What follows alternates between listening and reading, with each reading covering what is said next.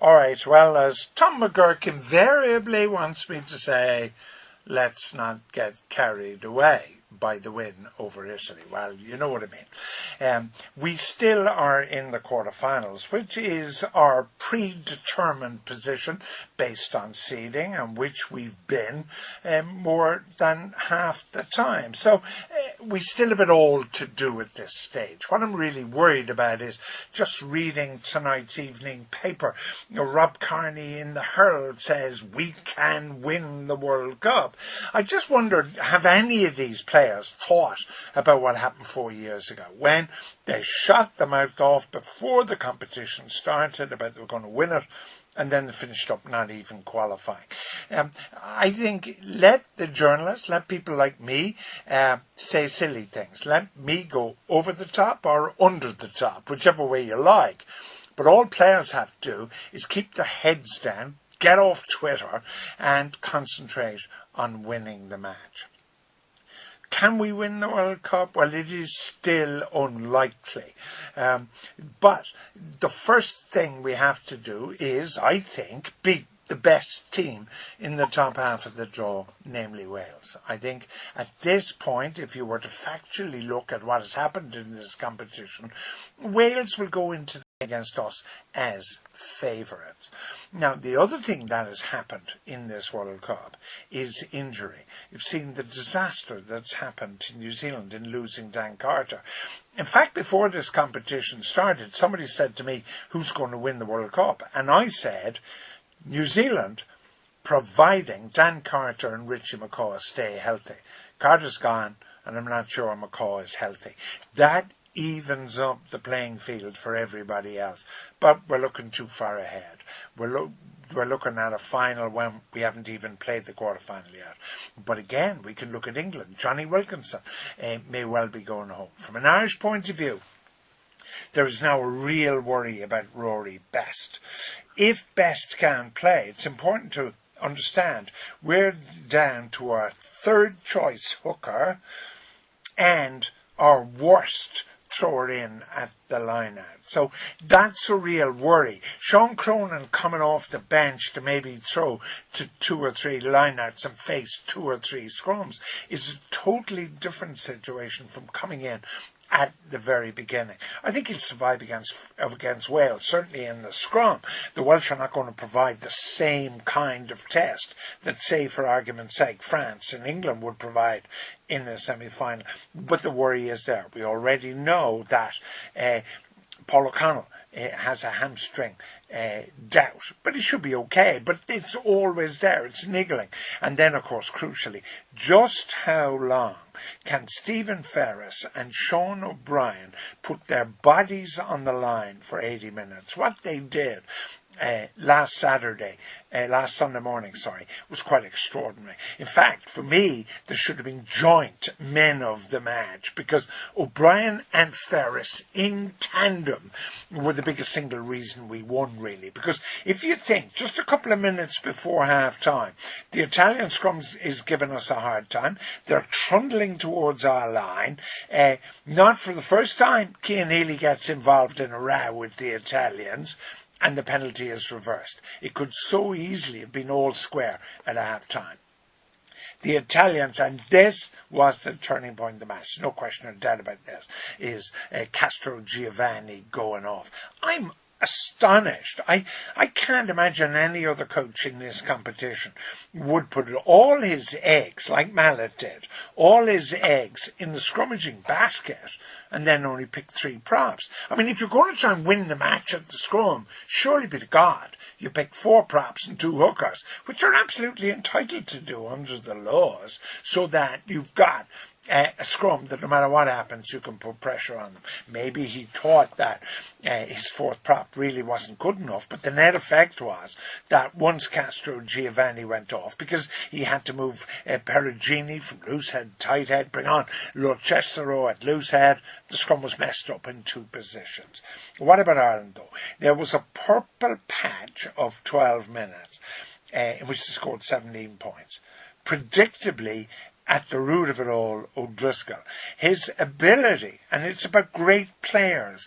Great players have the radar of a bat.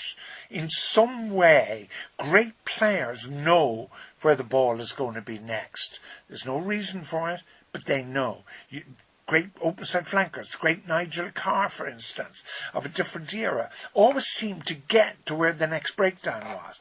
O'Driscoll's a bit like that, right through his career. 45 tries in a career. It's astonishing. Only a few years ago, we would have thought of Brendan Mullen as Ireland's top try scorer at what? 17 or 18? Now, I know it's a different era. I know there are more matches. But this man has scored a try, in reality, on every third appearance. I mean, one try every 3 games is quite extraordinary. It's a huge strike rate. It's not so much whether he scores them from 6 inches or he scores them from 60 yards. It's this innate ability to be in the right place at the right time. What we owe this man as a player is incalculable. And his injury for us, were it to happen, and God forbid that it would in fact be far more dramatic than Carter's in New Zealand. Interesting talking about Carter. New Zealand lose a fly half, they're not sure what to do. To be, at least in our case, we lose a fly half and we got somebody else to step into the breach. Of all the teams in the competition, we're lucky in that regard.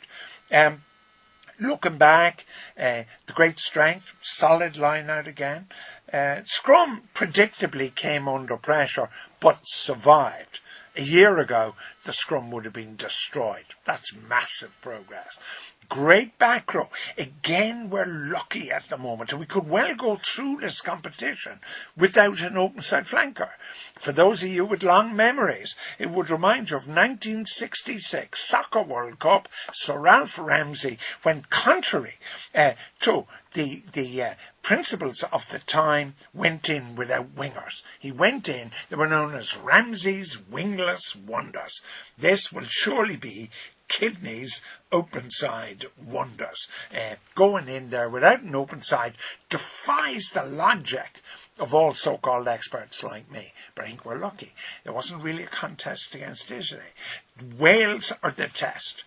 Wales more than Richie McCaw, funny enough. Wales with Sam Warburton, great captain, great open side, is going to be a real test. And that is what you should be looking out for next week. The other great thing, of course, next week, 6 o'clock in the morning, don't forget. I'll be up at 3:30. But anyway, 6 o'clock next week, Wales. Good backline, remember. Smashing halfbacks. Reasonable scrum. Good back row. I mean, we're pretty proud of our back row, but Wales are pretty good in that department as well. And they have an open side. I think it's going to be terrific next week. I mean, it's going to be a smasher match. It's going to be a completely different match to Italy. Neither side next week is going to want to go into a war of attrition. Both sides are going to back their ability. Wales more than us, I think.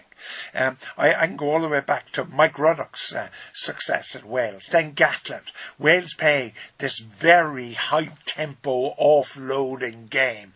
We might struggle to keep up with that, so maybe what we'll be trying to do is slow it down a bit. But it's going to be fantastic, believe you me. Selection? Well, I can't believe that even Kidney, who every match seems to pull a rabbit out of a hat, has got any more rabbits left. Surely he can't seriously consider anybody else at fly half other than Ronan O'Gara. Surely Murray had a few stumbles, but surely did enough to keep his place. Andrew Trimble, I feel so sorry for Trimble. Here's a young man catapulted far too soon into international rugby, in the wrong position in the centre, told he was wonderful when he manifestly wasn't wonderful, had a dreadful World Cup on the wing 4 years ago, giving away an awful try to France in defence. This is a young man who has matured hugely, and I think is a smashing winger. Look at that try he made for Earls. Not about the break, and the break was good enough, but his ability to hold up the ball to the absolutely precise time to pass to Earls, to give Earls a try in which he was untouched by a defender. That pass, the mark of a really good player. I'm pleased for Sexton, obviously, to come on and kick those goals. It just helps his confidence. But for me, however long Ireland lasts now, O'Gara is going to be the man. But I'm not going to convince you. If you're a Sexton fan, I'm not going to convince you. This is a division between those of us who watch Ireland, support Ireland and love Ireland, between the O'Garas and the Sextons. And neither of us are going to change. You know where I stand on that matter. And finally, to many of you watching this on the internet around the globe, your country failed you. You're away because of our failure as an economy to give you a job. You are now contributing to other countries, making other countries great. Hopefully in some way in far-off lands, as you wish this Irish team well, you watch them perform. You'll never lose that fact that you too are Irish. And your children, no matter where they are born, they too are Irish. It's a great time to be Irish, to be part of this small island and the small number of people who achieves far more than countries twice, 3 and 4 times their size. So whether you're at home or abroad, let's rejoice in the fantastic performances that I, for one, I never saw, I never imagined, I never thought possible. Just 4 or 5 weeks ago in the Aviva Stadium could I believe we were in this part. If apologies are needed, I'm happy to apologise. But the point is, I don't have a bandana on my head and a crystal ball in front of me. I can't foretell the future. All I can do is look at what happens in front of me and try and draw conclusions. And you have the opportunity on the Right Hook between 4:30 and 7 on twitter.com. You can have a go at me to your heart's content, and I welcome it. Talk to you soon.